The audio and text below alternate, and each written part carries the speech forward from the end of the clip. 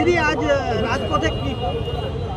দেখুন, আমাদের রেল হকারদের, রেল বস্তির মানুষদের, রানিং হকারদের উচ্ছেদ করে দেওয়ার যে পরিকল্পনা করেছে রেল, যেভাবে বুলডোজার রাজ চালানো হচ্ছে, যেভাবে অমানবিক বেপরোয়া উচ্ছেদ হচ্ছে, যেভাবে রেল হকার আত্মহত্যা করছে, 1000 টাকা, 2000 টাকা, 4000 টাকা ফাইন নেওয়া হচ্ছে রানিং হকারদের কাছে, বুলডোজার দিয়ে হকারদের দোকান ভেঙে দেওয়া হচ্ছে, রেল বস্তি, রেল কলোনি উচ্ছেদ করা হচ্ছে।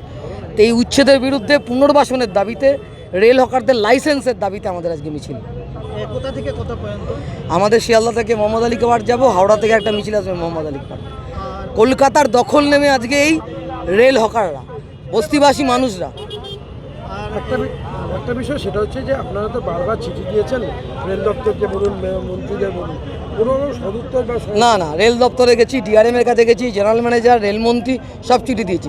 আসলে বিজেপি তো বড় লোকদের সরকার, ওরা তো গরিব মানুষের কথা ভাববে না, তো বড় লোকদের কথা ভাববে। এই গরিব মানুষের কথা ওরা ভাবে? আদানিকে 1 টাকায় পাহাড় বিক্রি করতে পারে, আর প্রধানমন্ত্রী ঝালমুড়ি খেতে পারেন 10 টাকা দিয়ে। আর ঝালমুড়ি বিক্রি করা আমাদের কার্তিক সাহু কাকিনারা আত্মহত্যা করে, একটা বিজেপির লোক খোঁজ নিয়েছে? প্রধানমন্ত্রী চায়ওয়ালা বলে প্রচার করতে পারে, আর চাওয়ালার পেটে লাথি মারা হচ্ছে, ঝালমুড়িওয়ালার পেটে লাথি মারা হচ্ছে, আর আদানিকে 1 টাকায় দোকান পাহাড় বিক্রি করে দেওয়া হচ্ছে। কত হাজার, 14 লক্ষ, 1000 কোটি টাকা ঋণ ফাঁকি দিয়ে বিজয় মালিয়া ওই আপনার ক্রিকেট খেলা দেখছে প্রিমিয়াম গ্যালারিতে বসে বলিউডের সুন্দরী নায়িকাদের সাথে। সে 14 লক্ষ, 1000 কোটি টাকা কর ফাঁকি দিচ্ছে। আর গরিব হকার, তারা হচ্ছে একটু হকারি করে, লজেন্স বিক্রি করে, একটু চা বিক্রি করে, একটু ঝালমুড়ি বিক্রি করে, তাদের পেটে লাথি মারা হচ্ছে। আর এই ডাবল ইঞ্জিনের সরকারের সঙ্গে আমাদের এখন মুখোমুখি লড়াই। ডাবল ইঞ্জিন সরকার না বুলডোজার? ডাবল ইঞ্জিনের সরকার, এটা এখন বুলডোজারের সরকার। এরা হচ্ছে ইউপি, দিল্লিতে যেভাবে বুলডোজার চালিয়েছে, বাংলায় ওভাবে বুলডোজার চালাচ্ছে।